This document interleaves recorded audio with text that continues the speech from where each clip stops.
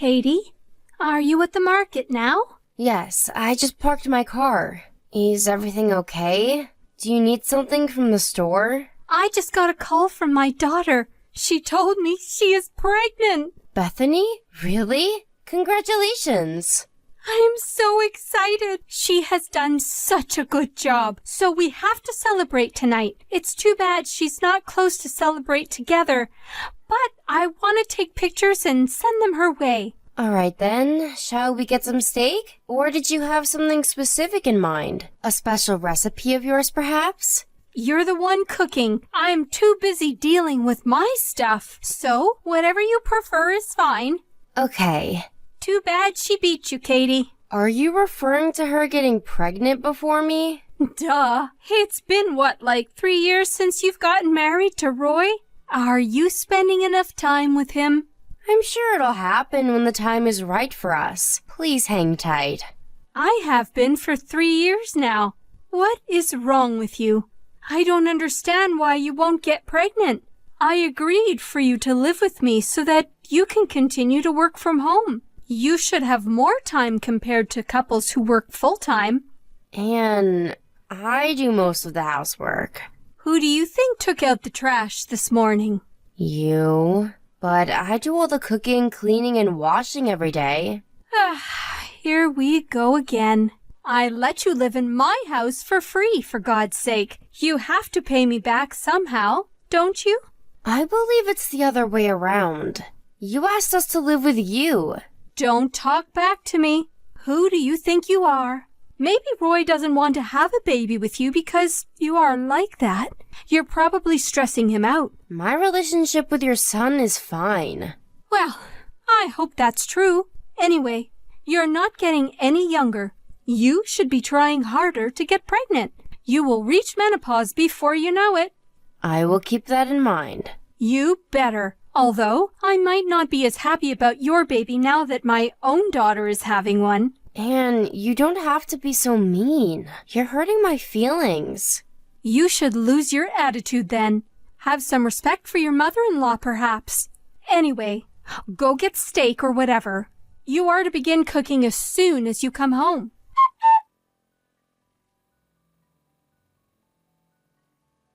Katie, what kind of crib do you think I should get Bethany? Rectangle? Oval? Are you sending her one? No. She's coming back here after the baby arrives. Is that so? Yes. We just decided on it on the phone, so I'm getting a crib for here. You can rent one these days. How long will she be here for? She's only coming to get help from you for the first couple of weeks, right? What do you mean, only a couple of weeks? You want my daughter to use a crib other people have contaminated just because she is using it for a short time? Ha! How cheap of you! That's not what I meant. You really don't get anything about raising a child, do you? Mothers become very sensitive about the smallest things when they have a baby, especially about items the baby might touch. I want my daughter to be comfortable with everything I prepare for them. So there will be no secondhand items in this house. I understand. One more thing. I need you to empty the room you use as your office. But you have kept Bethany's room? Yes, but she will need more space for the baby. I want her to have your room so that they get more light. Besides, that room was originally the best guest room in the house. It only became your office because Roy insisted on it. I never wanted it to be your office. All right then, I will clean out the room. Please do. It was greedy of you to use up so much space in the first place. I don't want you to use that room again, even after Bethany leaves. You don't even need an office. All you do is click, click, click. I prefer to have a room so I can concentrate on work. I said, don't be so greedy. My late husband would be so sad to see the house occupied with your stuff. So much furniture and appliances that I don't know what you use for. He wouldn't recognize his own home. It's so uncomfortable. I brought in all my furniture here because you asked me to. Because you thought mine were nicer and new, remember? Did I? I must have been trying to be nice to you. I should have been, though. I never imagined you'd have such a bad attitude towards me. I have done as much as possible to fulfill your needs. When did you ever? You're always locked up in your office pretending to work all day. I bet your job isn't even that important. I work, but also get the housework done. There are plenty of things I would ask you to do if you didn't lock yourself up. I just don't, because I am being nice. See, you don't even realize what I do for you. Perhaps. Perhaps. You should be apologizing to me. When Bethany is here, you ought to be more attentive. You might not get it, but being pregnant is very stressful. I understand. Do you really? You're giving me a headache. You probably won't be much help to her since you know nothing about taking care of babies. At least try to stay out of her way.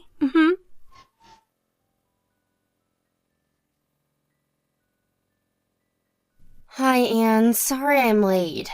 My meeting took longer than I expected.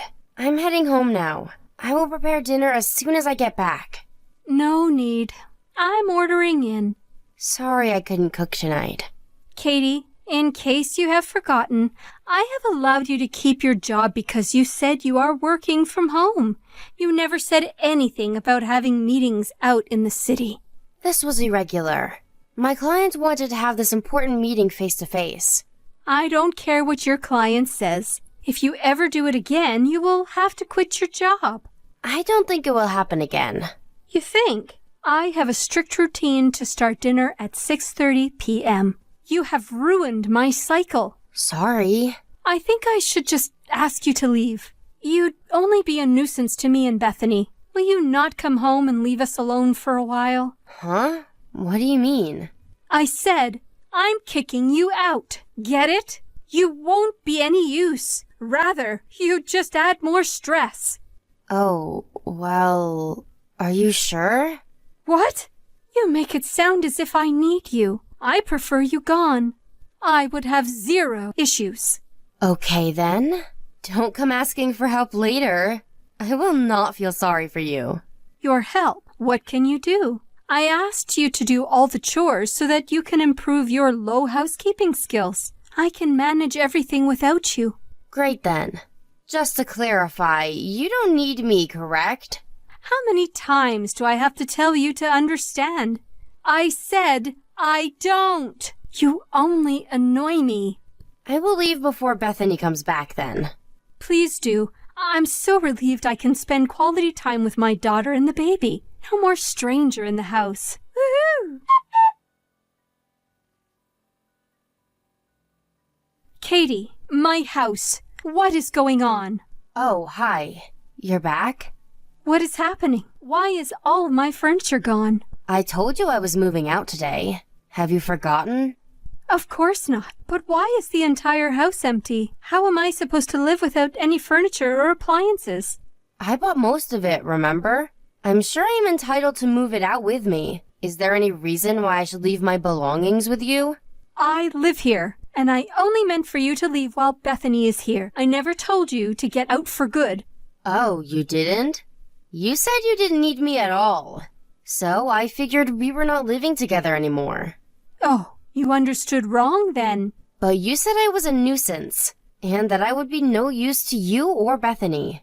I was only referring to the next couple of weeks while she's here. You know, I lived there. It's quite sick to kick someone out of their home, don't you think? Where did you expect me to go during those few weeks? You could have stayed at a hotel or visited your parents or something. There are plenty of options. For what, though? You gave me a really hard time living with you. I've been putting up with your crap this whole time. Yet, you have absolutely no respect towards me. First of all, I only moved in with you because you begged. You got Roy to feel sorry for you, saying you were so lonely since your husband passed. Yes, but you're changing the subject, Katie. No, I'm not. Roy and I said yes to living with you because we cared for you.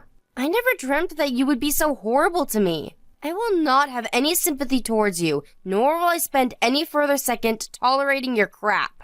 Bethany will be here soon. How am I going to take care of her and the baby in an empty house? Oh, no worries. Roy called Bethany and explained the situation. She will not be staying with you. What? Because the stay will not be comfortable for them. Besides, she never wanted to come, did she? She said you begged her.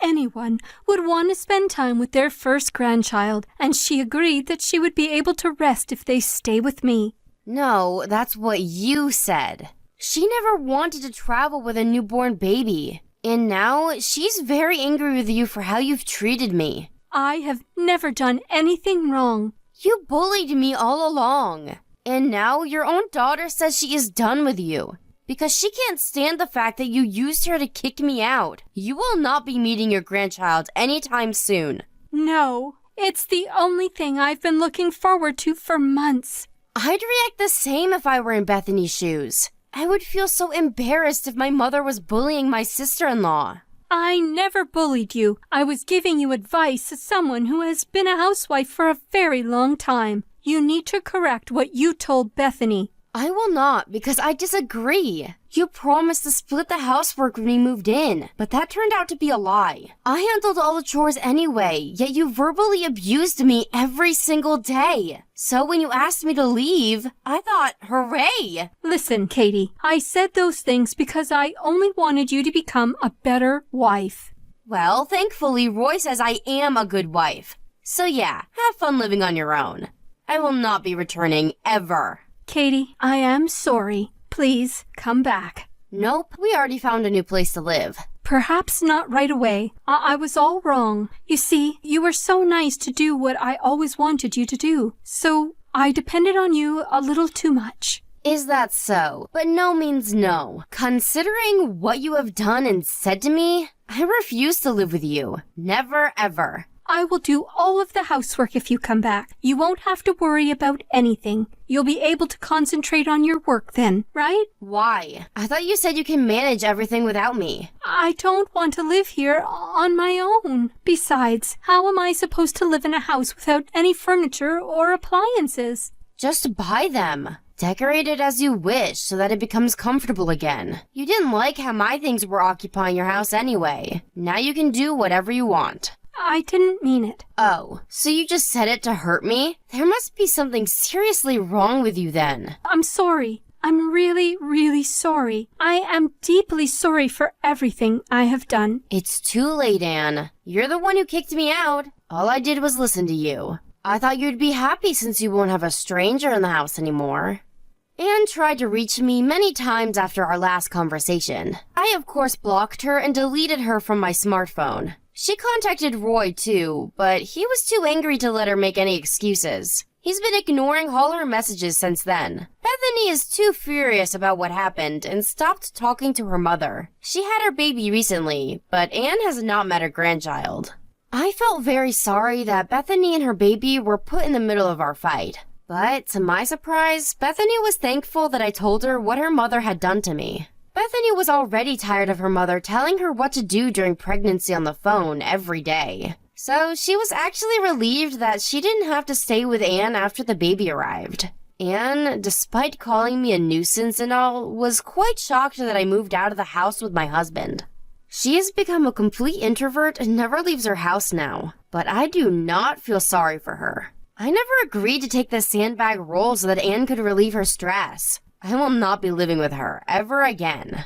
I hope someday she understands that she brought everything upon herself and is able to repent her own actions. After 6 months since moving out, I found out I was pregnant with my first child. I think it took me a while to get pregnant because my body knew I was not in the right environment to get pregnant, living with Anne. Right now, I'm glad I don't have to spend my maternity life around her. We're counting down the days to meet our baby, and grateful to be spending our time in pure happiness and peace.